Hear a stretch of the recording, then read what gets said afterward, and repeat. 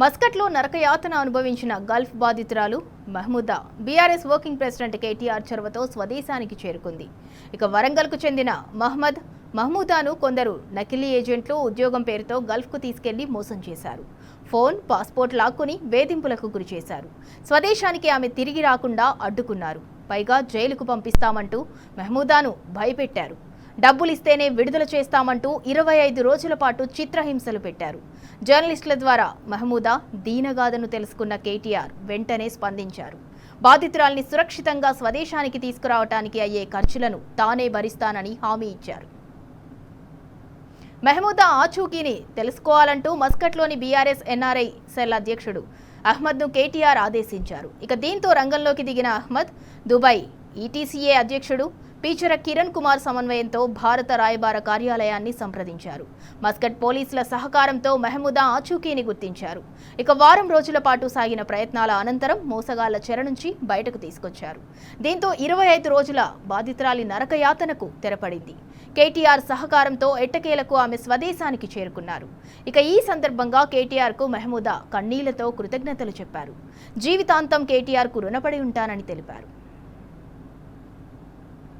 Gulf బాధితురాలు మహమూదా భారత్కు తిరిగి రావటానికి అయ్యే ప్రయాణ ఖర్చులు, ఇతర ఖర్చులను కేటీఆర్ వ్యక్తిగతంగా భరించారు. ఆమె మస్కట్ నుంచి స్వదేశానికి చేరుకునే వరకు మొత్తం ప్రక్రియను బీఆర్ఎస్ ఎన్ఆర్ఐ సెల్ ప్రతినిధి అహ్మద్ పర్యవేక్షించారు. ఇక ఈ నేపథ్యంలో మస్కట్ బీఆర్ఎస్ ఎన్ఆర్ఐ సెల్ అధ్యక్షుడు అహ్మద్, దుబాయ్ ఈటీసీఏ అధ్యక్షుడు పీచర కిరణ్ కుమార్, జర్నలిస్టు బాలు కేటీఆర్ అభినందించారు. ఇక బాధితురాలి సమస్యను తన దృష్టికి తీసుకువచ్చిన జర్నలిస్టు మనోజ్కు కూడా కృతజ్ఞతలు తెలిపారు. గల్ఫ్లో ఉద్యోగం పేరుతో మహమూదాకు జరిగిన మోసం నేపథ్యంలో ప్రజలకు కేటీఆర్ కీలక సూచన చేశారు. టూరిస్టు వీసాలపై గల్ఫ్ దేశాలకు ఉద్యోగాల కోసం వెళ్లవద్దని సూచించారు. విదేశాల్లో ఉద్యోగం చేయాలనుకునేవారు తప్పనిసరిగా సంబంధిత కంపెనీ వీసా లేదంటే చెల్లుబాటు అయ్యే వర్క్ వీసాతోనే వెళ్లాలన్నారు. నకిలీ ఏజెంట్ల మాటలు నమ్మి టూరిస్టు వీసాలపై వెళ్లటం వల్ల ఇలాంటి పరిస్థితుల్లో చిక్కుకునే ప్రమాదం ఉందని హెచ్చరించారు. విదేశాలకు వెళ్లే ముందు ఏజెంట్ కంపెనీ, ఉద్యోగం, వీసా తదితర వివరాలను పూర్తిగా నిర్ధారించుకోవాలని సూచించారు. అలాగే గల్ఫ్ దేశాల్లో ఇబ్బందులు ఎదుర్కొంటున్న తెలంగాణ ప్రజలకు బీఆర్ఎస్ అండగా ఉంటుందని కేటీఆర్ స్పష్టం చేశారు.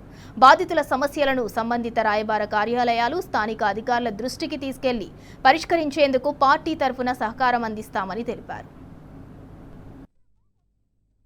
నాకు ఒక ప్రెగ్నెన్సీ లేడీ ఉంది, కేర్ టేకర్కి వెళ్ళాలని చెప్పిను. నాకు సరే మేడం నేను చేస్తాను, నాకు వర్క్ కావాలి, నాకు పని కావాలి అంటే వాళ్ళు అన్నారు కదా ఇట్లా మరి ప్రెగ్నెన్సీ లేడీ ఉంది, వాళ్ళకు పాపను పట్టుకోవడానికి మరి అవసరం ఉంటుంది, మీరు వెళ్ళండి అని చెప్తే సరే అని వెళ్ళినా. నేను వెళ్ళిన తర్వాత ఏమైంది, 2-3 డేస్ అయింది. మరి ఏంది 2-3 రోజులు అయింది, మరి ఇంకా ఏంది నాకు పని పెడతలేరు వీళ్ళు అని నేను అడిగితే ఇక వాళ్ళకి కోపం వచ్చేసింది. కోపం వచ్చి ఏంది ఊకే అడుగుతానో, నువ్వు వచ్చినావు కదా ఉండిపోవాలి అన్నారు. ఎందుకు అడుగుతున్నావు, ఊకే మేము పెడతాం కదా పనిలో అని అన్నారు. అంటే లేదు సార్, మరి నేను పని గురించి వెళ్ళి పిలిచినప్పుడు అందులో నాలాగా చాలామంది ఆడవాళ్ళు ఉన్నారు, పిల్లలు ఉన్నారు, వయసు పిల్లలు, నేనే ఇంకా కొంచెం ఓల్డ్ ఉన్నా కానీ ఇంకా 21-20 ఇయర్స్ పిల్లలు కూడా ఉన్నారు. అందులో వాళ్ళ వలలో చిక్కిపోయి ఉన్నారు.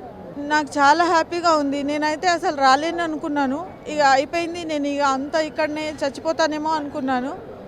కానీ కేటీఆర్ సార్, బాలు సార్, వాళ్ళు మీడియా వాళ్ళు, అహ్మద్ సార్ అందరూ నాకు సహకరించి నాకు ఇందాక తీసుకొచ్చిన చాలా హ్యాపీగా ఉంది.